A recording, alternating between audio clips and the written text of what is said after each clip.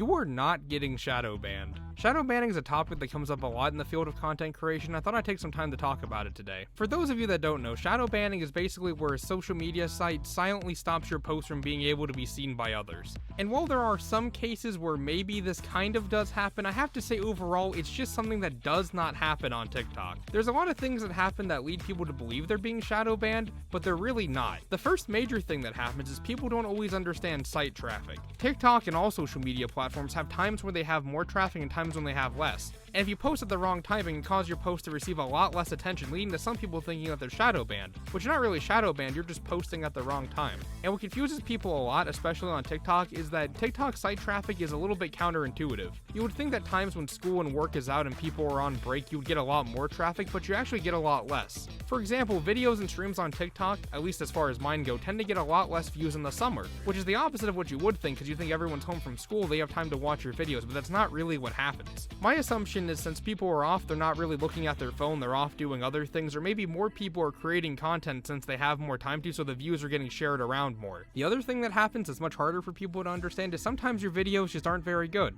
Look, I've made tons of videos and plenty of them are pretty bad. I would show some examples of them right here, but really a lot of them are bad. You can just scroll through my page and find plenty of bad videos, for an example. It's hard to make consistently good content, and sometimes videos just aren't going to do as well as you think they should. But getting angry and blaming TikTok for hiding your video from people is just silly. You'd be way better to spend your time thinking about how to make your next video better than whining about TikTok not giving you enough views. And like I said, I do know that all platforms are different, so maybe shadow banning is a thing on other platforms. Also, TikTok doesn't need to shadow ban your videos, they'll just actually ban them if they don't like them. I've had videos removed for all kinds of insane reasons. They have an open, quote, shadow banning feature that will just tell you that your video is not going to get pushed to the For You page. And it's literally not shadow banning if they're telling you why your video isn't getting pushed. So my recommendation is instead of getting upset about shadow banning, maybe look at your own site and see how you can improve it. If you're wondering where all this is coming from, people have been saying that saying the word Twitch gets you shadow banned, and I just do not believe that. Because like I said before, TikTok has a very long list of words you can't say, so if you get banned for saying Twitch, I'm sure they just take down the video instead of shadow banning you.